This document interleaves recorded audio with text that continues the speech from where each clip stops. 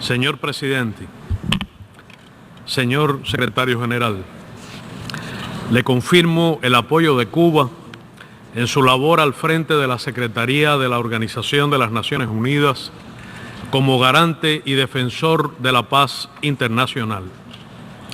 Señores jefes de Estado y de Gobierno, distinguidas delegadas y delegados, expreso sinceras condolencias extensivas a los familiares de los fallecidos y a los damnificados y nuestra disposición a incrementar la cooperación dentro de nuestras modestas posibilidades a los hermanos pueblos y gobiernos de Dominica y Antigua y Barbuda, pequeñas islas que sufrieron terrible destrucción, a República Dominicana, Puerto Rico, San Martín, San Martín, Islas Vírgenes y Anguila, debido a los huracanes Irma y María. Llamo a la comunidad internacional a dar toda la prioridad y movilizar recursos para ayudar a los pequeños estados y territorios insulares del Caribe devastados. Reciba entrañables sentimientos de solidaridad de Cuba, el pueblo y gobierno mexicanos, en especial los familiares de las víctimas y los damnificados por ambos terremotos, a quienes reiteramos la disposición a asistir a la población y a la recuperación de los daños con nuestros modestos esfuerzos.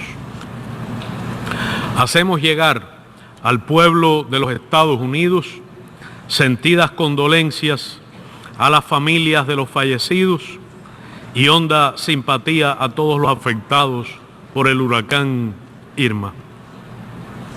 Señor presidente, traigo el testimonio del pueblo cubano que realiza un colosal esfuerzo en la recuperación de los severos daños en las viviendas, la agricultura, el sistema electroenergético y otros provocados por el huracán Irma.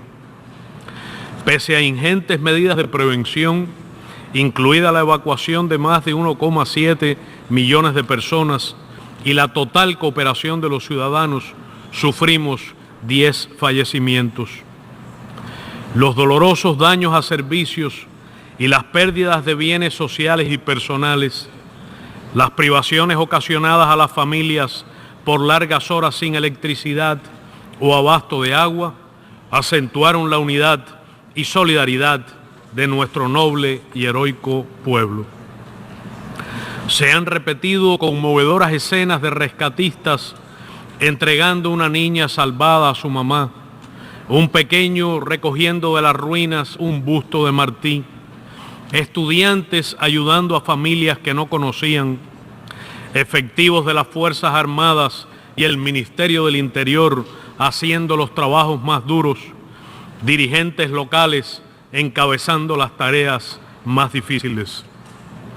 El presidente Raúl Castro Ruz, desde la zona más devastada, emitió un llamamiento en el que escribió, y cito: «Han sido días duros para nuestro pueblo, que en solo pocas horas ha visto cómo lo construido con esfuerzo es golpeado por un devastador huracán. Las imágenes de las últimas horas son elocuentes, como también lo es el espíritu de resistencia y victoria de nuestro pueblo que renace con cada adversidad». A nombre del pueblo y gobierno cubanos, agradezco profundamente las sentidas muestras de solidaridad y afecto de numerosos gobiernos, parlamentos, organizaciones internacionales y representantes de la sociedad civil. Expreso honda gratitud ante los diversos ofrecimientos de ayuda recibidos.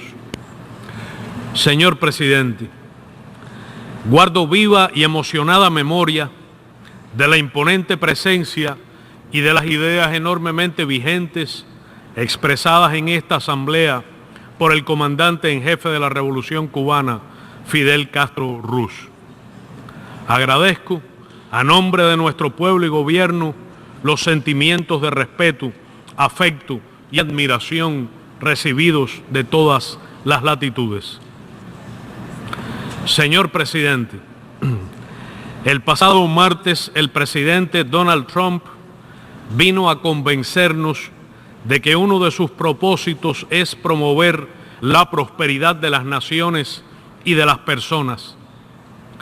Pero en el mundo real, 8 hombres poseen en conjunto la misma riqueza que los 3.600 millones de seres humanos que integran la mitad más pobre de la humanidad. En términos de facturación, 69 de las 100 mayores entidades del mundo son empresas transnacionales, no estados. Juntas, las 10 mayores corporaciones del mundo tienen una facturación superior a los ingresos públicos de 180 países sumados. Son extremadamente pobres 700 millones de personas. 21 millones son víctimas de trabajo forzoso. 5 millones de niños murieron en 2015 antes de cumplir 5 años por enfermedades prevenibles o curables. 758 millones de adultos son analfabetos. 815 millones de personas padecen hambre crónica. Decenas de millones más que en 2015. 2.000 millones están subalimentadas. De recuperarse el precario ritmo de disminución de los últimos años, ahora interrumpido, 653 millones de personas seguirán hambrientas en 2030 y no sería suficiente para erradicar el hambre en el 2050. Hay 22,5 millones de refugiados. Se agravan las tragedias humanitarias asociadas a los flujos de migrantes y su número crece en un orden económico y público y político internacional claramente injusto. La construcción de muros y barreras, las leyes y medidas adoptadas para impedir las oleadas de refugiados y migrantes han demostrado ser crueles e ineficaces. Proliferan políticas excluyentes y xenófobas que violan los derechos humanos de millones de personas y no resuelven del subdesarrollo, la pobreza y los conflictos, causas principales de la migración y la solicitud de refugio. Los gastos militares ascienden a 1,7 millones de dólares. Esa realidad contradice a quienes alegan que no hay recursos para acabar con la pobreza. Pero la Agenda 2030 para el Desarrollo Sostenible carece de medios de aplicación por egoísmo y falta de voluntad política de los Estados Unidos y otros países industrializados. ¿Cuál es la receta milagrosa que nos recomienda el presidente Trump a falta de los flujos financieros del Plan Marshall? ¿Quiénes pondrán ahora los recursos para ello? ¿Cómo puede esto reconciliarse con la idea de los presidentes Reagan hace décadas y Trump ahora de America First? ¿Ignora el presidente de Estados Unidos o tergiversa la historia y presenta como objetivo una quimera? Los patrones de producción y consumo propios del capitalismo son insostenibles e irracionales y conducen inexorablemente a la destrucción del medio ambiente y al fin de la especie humana. ¿Acaso pueden olvidarse las consecuencias del colonialismo, la esclavitud, el neocolonialismo y el imperialismo? Las décadas de sanguinarias dictaduras militares en América Latina pueden presentarse como ejemplo de un capitalismo exitoso. ¿Alguien conoce recetas de capitalismo neoliberal mejor aplicadas que las que destruyeron las economías latinoamericanas en la década de los 80? Es imprescindible e impostergable que las Naciones Unidas trabajen por establecer un nuevo orden económico internacional, participativo, democrático, equitativo e incluyente, y una nueva arquitectura financiera que tomen en cuenta los derechos, necesidades y particularidades de los países en desarrollo y las asimetrías existentes en las finanzas y el comercio mundial, resultado de siglos de explotación y saqueo. Los países industrializados tienen el deber moral, la responsabilidad histórica y cuentan con los medios financieros y tecnológicos suficientes para ello. Ni siquiera para los ricos habrá la prosperidad que se anuncia sin detener el cambio climático. Cuba lamenta la decisión del gobierno de los Estados Unidos, el principal emisor histórico de gases de efecto invernadero, de retirar a su país del Acuerdo de París. En el 2016, por tercer año consecutivo, se batieron los récords de aumento de la temperatura media global, lo que confirma al cambio climático como una amenaza a la supervivencia de la humanidad y al desarrollo sostenible de nuestros pueblos. Reiteramos nuestra solidaridad con los pequeños países insulares en desarrollo, especialmente del Caribe y el Pacífico, que son los más afectados por el cambio climático, para quienes reclamamos un trato justo, especial y diferenciado. Apoyamos también la atención prioritaria a las necesidades de África subsahariana. Señor presidente, el gobierno de Estados Unidos ha venido a decirnos que junto a la prosperidad, los otros dos bellos pilares del orden mundial son la soberanía y la seguridad. Es responsabilidad de todos preservar la existencia del ser humano frente a la amenaza de las armas nucleares.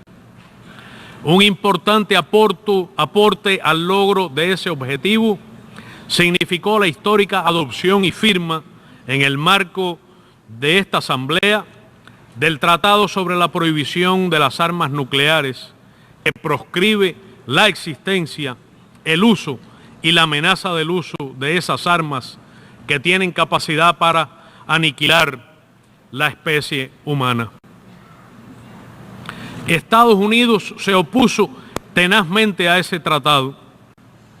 Anunció que empleará 700.000 millones de dólares en gastos militares y desarrolla una doctrina nuclear y militar extremadamente agresiva, basada en la amenaza del uso de la fuerza y en el empleo de esta. Estados miembros de la OTAN atentan contra la paz y la seguridad internacionales y el derecho internacional, promoviendo intervenciones militares y guerras no convencionales contra estados soberanos. Como señaló el comandante en jefe de la Revolución Cubana, Fidel Castro Ruz, y cito, cese la filosofía del despojo y cesará la filosofía de la guerra. Resulta cotidiana la imposición ilegal de medidas coercitivas unilaterales y el uso de herramientas financieras, judiciales, culturales y comunicacionales para la desestabilización de gobiernos y la negación del derecho de libre determinación a sus pueblos. Crece la militarización y el uso encubierto de las tecnologías de la información y las comunicaciones para atacar a otros estados, mientras varios países desarrollados se oponen férreamente a la adopción de tratados internacionales que regulen la cooperación para lograr un ciberespacio seguro. El presidente estadounidense manipula los conceptos de soberanía y seguridad en su exclusivo beneficio y en detrimento de todos, incluidos sus aliados. La tentativa de utilizar la amenaza militar y la fuerza para detener la tendencia mundial irreversible al multipolarismo y policentrismo provocará graves peligros para la paz y la seguridad internacionales que deben ser defendidas y preservadas mediante la movilización internacional. Los principios de igualdad soberana, respeto a la integridad territorial y no injerencia en los asuntos internos de los estados deben ser respetados. La Carta de las Naciones Unidas y el derecho internacional no admiten ser reinterpretados. La reforma de las Naciones Unidas debe proponerse como objetivo esencial que ésta responda a las necesidades acuciantes de los pueblos y las grandes mayorías desfavorecidas. El multilateralismo debe ser protegido y reforzado frente a los intereses imperialistas de dominación y hegemonía. La democratización del Consejo de Seguridad, tanto en su composición como en sus métodos de trabajo, es un objetivo impostergable. El fortalecimiento de la Asamblea General y la recuperación de las funciones que le han sido usurpadas resulta imprescindible.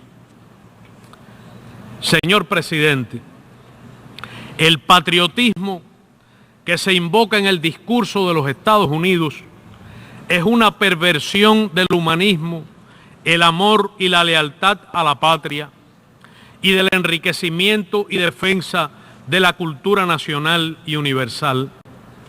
Encarna una visión excepcionalista y supremacista de ignorante intolerancia frente a la diversidad de modelos políticos, económicos, sociales y culturales. En los países desarrollados se agrava la pérdida de legitimidad de los sistemas y partidos políticos y se incrementa el abstencionismo electoral. La corrupción, legal o ilegal, hace metástasis, como es el caso extremo de los llamados intereses especiales o pago de corporaciones a cambio de beneficios en el país en que más dinero se gasta en campaña y donde, paradójicamente, se puede ser elegido con menos votos populares que otro candidato o gobernar con un apoyo ínfimo de los electores. Es creciente e insólito el uso de la ciencia y la tecnología para ejercer hegemonía, mutilar las culturas nacionales y manipular la conducta humana, como en el caso del uso político y publicitario de las llamadas Big Data o psicometría. 7 consorcios occidentales controlan férreamente lo que se lee, ve o escucha en el planeta. Prevalece el monopolio de las tecnologías. La gobernanza de las redes digitales es dictatorial y discriminatoria, y pese a las apariencias, la brecha digital entre países ricos y pobres crece. Se recortan las oportunidades y violan flagrante y sistemáticamente los derechos humanos de jóvenes, migrantes y trabajadores. Anteayer, el vicepresidente de los Estados Unidos, Michael Pence, afirmó en el Consejo de Seguridad, con absurdo desconocimiento de sus funciones y la pretensión de establecer nuevas prerrogativas, que el Consejo de Seguridad, debería modificar la composición y los métodos del Consejo de Derechos Humanos, que no merece su nombre, según dijo, porque una clara mayoría de sus miembros no cumplen siquiera los más básicos estándares de derechos humanos. Fin de la cita. Supongo que el señor Pence no incluye en el caso a su propio país, que lo merecería por su patrón de violaciones sistemáticas de derechos humanos, como el uso de la tortura, la detención y la privación de libertad arbitrarias, como ocurre en la base naval de Guantánamo, el asesinato de afroamericanos por policías, la muerte de civiles inocentes por sus tropas, la xenofobia y represión de inmigrantes, incluso menores, y su escasa adhesión a instrumentos internacionales. Señor presidente, reafirmamos nuestra más firme condena contra el terrorismo en todas sus formas y manifestaciones y rechazamos los dobles raseros en su enfrentamiento. La impostergable búsqueda de una solución justa y duradera al conflicto del Medio Oriente se sustenta en el ejercicio del derecho inalienable del pueblo palestino a la autodeterminación y a disponer de un Estado libre e independiente dentro de las fronteras anteriores a 1967, con su capital en Jerusalén Oriental. La cuestión del Sahara Occidental requiere un esfuerzo de conformidad con las resoluciones de Naciones Unidas, de modo que se garantice al pueblo saharaui el ejercicio de la autodeterminación y se respete su legítimo derecho a vivir en paz en su territorio. Cuba reafirma su apoyo a la búsqueda de una solución pacífica y negociada a la guerra en Siria, sin injerencia externa y con pleno respeto a su soberanía e integridad territorial. Se acrecientan los peligros a la paz y la seguridad internacionales derivados de la ampliación de la presencia de la OTAN en las fronteras de Rusia. Reiteramos nuestro rechazo a las sanciones unilaterales e injustas impuestas a ese país. Demandamos que se respete el denominado acuerdo nuclear con la República Islámica de Irán. Rechazamos la amenaza de destruir totalmente la República Popular Democrática de Corea, donde viven 25 millones de seres humanos. La guerra no es una opción en la península coreana. Amenazaría la existencia de cientos de millones de personas en esta y en los países vecinos y conduciría a una conflagración nuclear de consecuencias impredecibles. Solo a través del diálogo y las negociaciones se puede lograr una solución política duradera que debe tener en cuenta las preocupaciones legítimas de todas las partes involucradas. Apoyamos la desnuclearización total de la península coreana sin injerencia extranjera, con total respeto a la igualdad soberana e integridad territorial de los estados y con estricto apego al principio del no uso ni la amenaza del uso de la fuerza. Señor presidente, nuevas amenazas se ciernen hoy contra la paz y la estabilidad en América Latina y el Caribe, en abierto irrespeto a la proclama como zona de paz, firmada en La Habana por los jefes de Estado y Gobierno de nuestra región en enero de 2014, en ocasión de la segunda cumbre de la Comunidad de Estados de América Latina y el Caribe, CELAC. Reiteramos lo expresado por el presidente Raúl Castro Ruz sobre la República Bolivariana de Venezuela el pasado 14 de julio, y cito: la agresión y la violencia golpista contra Venezuela dañan a toda nuestra América y solo benefician los intereses de quienes se empeñan en dividirnos para ejercer su dominación sobre nuestros pueblos sin que les importe generar conflictos de consecuencias incalculables en esta región, como los que estamos presenciando en diferentes lugares del mundo. Alertamos hoy, dijo entonces, que quienes pretenden derrocar por vías inconstitucionales, violentas y golpistas a la revolución bolivariana y chavista, asumirán una seria responsabilidad ante la historia. Fin de la cita. Rechazamos enérgicamente la amenaza militar contra Venezuela, la orden ejecutiva que la califica como una amenaza a la seguridad nacional de los Estados Unidos y las sanciones unilaterales, injustas y arbitrarias aplicadas por este. Reiteramos nuestra inquebrantable solidaridad con el pueblo y el gobierno bolivarianos y chavistas, y con su unión cívico-militar que lidera el presidente constitucional Nicolás Maduro Moros. Denunciamos y condenamos la iniciativa NICA Act, promovida en el Congreso de los Estados Unidos en una actitud injerencista que persigue imponer un bloqueo económico al pueblo y gobierno de Nicaragua, a quienes reiteramos nuestro respaldo. Expresamos nuestra solidaridad con el expresidente Luis Ignacio Lula da Silva, víctima de persecución política para impedir su candidatura a elecciones directas mediante una inhabilitación judicial. Lula, la presidenta Dilma Rousseff, el Partido de los Trabajadores y el pueblo brasileño tendrán siempre a Cuba de su lado. Reafirmamos nuestro compromiso histórico con la libre determinación y la independencia del pueblo de Puerto Rico. Apoyamos el legítimo reclamo argentino de soberanía sobre las Islas Malvinas, Sándwich del Sur y Georgias del Sur.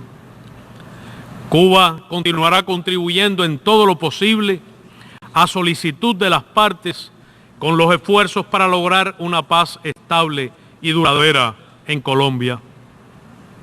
Seguimos comprometidos en compartir nuestras modestas realizaciones con los pueblos del sur, incluido el empeño de los 40.000 cooperantes cubanos que en 64 países hoy luchan por la vida y la salud de los seres humanos. Señor presidente, el 16 de junio pasado, el presidente de los Estados Unidos, Donald Trump, anunció la política de su gobierno hacia Cuba, que constituye un retroceso en las relaciones bilaterales y socava las bases establecidas hace 2 años para avanzar en una relación de nuevo tipo entre nuestros países, en la que prime el respeto y la igualdad. El gobierno estadounidense ha decidido endurecer el bloqueo económico, comercial y financiero, imponiendo nuevos obstáculos a las limitadas posibilidades que tenía su empresariado para comerciar e invertir en Cuba, y restricciones adicionales a sus ciudadanos para viajar a nuestro país. Esas decisiones ignoran el apoyo de amplios sectores estadounidenses, incluyendo la mayoría de la emigración cubana, al levantamiento del bloqueo y la normalización de las relaciones. Satisfacen solo los intereses de un grupo de origen cubano del sur de Florida, cada vez más aislado y minoritario, que insiste en dañar a Cuba y a nuestro pueblo por haber elegido defender a cualquier precio el derecho a ser libre, independiente y soberano. Reiteramos hoy la denuncia a las medidas de endurecimiento del bloqueo y reafirmamos que cualquier estrategia que pretenda destruir a la revolución cubana fracasará. De igual forma, rechazamos la manipulación del tema de los derechos humanos contra Cuba, que tiene mucho de qué enorgullecerse por los logros alcanzados y no tiene que recibir lecciones de los Estados Unidos ni de nadie. Expresamos en esta ocasión la más enérgica condena a las declaraciones irrespetuosas, ofensivas e injerencistas contra Cuba y el gobierno cubano, realizadas hace 3 días en esta tribuna por el presidente Donald Trump. Le recordamos que los Estados Unidos, donde se cometen flagrantes violaciones de los derechos humanos que suscitan profunda preocupación en la comunidad internacional, no tienen la más mínima autoridad moral para juzgar a mi país. Reafirmamos que Cuba nunca aceptará, jamás, condicionamientos ni imposiciones, ni renunciará a sus principios. En relación con los alegados incidentes que habrían afectado a funcionarios estadounidenses en La Habana, afirmamos categóricamente que el gobierno cubano cumple con todo rigor y seriedad sus obligaciones con la Convención de Viena sobre relaciones diplomáticas en lo referido a la protección de la integridad de todos los diplomáticos, sin excepción, incluyendo los de los Estados Unidos, y que Cuba jamás ha perpetrado ni perpetrará acciones de esta naturaleza, ni ha permitido ni permitirá que su territorio sea utilizado por terceros con ese propósito. Las autoridades cubanas, de acuerdo con los resultados preliminares de la investigación prioritaria y con alto componente técnico que están desarrollando por indicación del más alto nivel de nuestro gobierno y que ha tomado en consideración datos aportados por las autoridades de los Estados Unidos, hasta el momento no cuentan con evidencia alguna que confirme las causas ni el origen de las afecciones a la salud que han sido reportadas por los diplomáticos estadounidenses y sus familiares. La investigación para esclarecer este asunto sigue en curso y para llevarla a término será esencial la cooperación efectiva de las autoridades estadounidenses. Sería lamentable que se politice un asunto de la naturaleza descrita. Como ha expresado el presidente Raúl Castro Ruz, Cuba tiene la voluntad de continuar negociando los asuntos bilaterales pendientes con los Estados Unidos sobre la base de la igualdad y el absoluto respeto a la soberanía y la independencia de nuestro país, y de proseguir el diálogo respetuoso y la cooperación en temas de interés común con el gobierno estadounidense. Cuba y los Estados Unidos pueden cooperar y convivir, respetando las diferencias y promoviendo todo aquello que beneficie a ambos países y pueblos, pero no debe esperarse que para ello Cuba realice concesiones inherentes a su soberanía e independencia. Señor presidente, el pueblo cubano no cesará en su legítimo reclamo por el levantamiento y total eliminación del bloqueo económico, comercial y financiero, y seguirá denunciando el recrudecimiento de esa política. El 1 de noviembre, Cuba presentará una vez más ante la Asamblea General de las Naciones Unidas el proyecto de resolución titulado Necesidad de poner fin al bloqueo económico, comercial y financiero impuesto por el gobierno de los Estados Unidos contra Cuba. Mientras en el mundo crece la desigualdad, la opulencia de unos pocos y la marginación de muchos, pero el pueblo cubano continuará su lucha por alcanzar la sociedad más justa posible. Seguiremos avanzando con paso firme en el camino de transformaciones revolucionarias, decididos soberanamente por cubanas y cubanos para el perfeccionamiento de nuestro socialismo. Muchas gracias.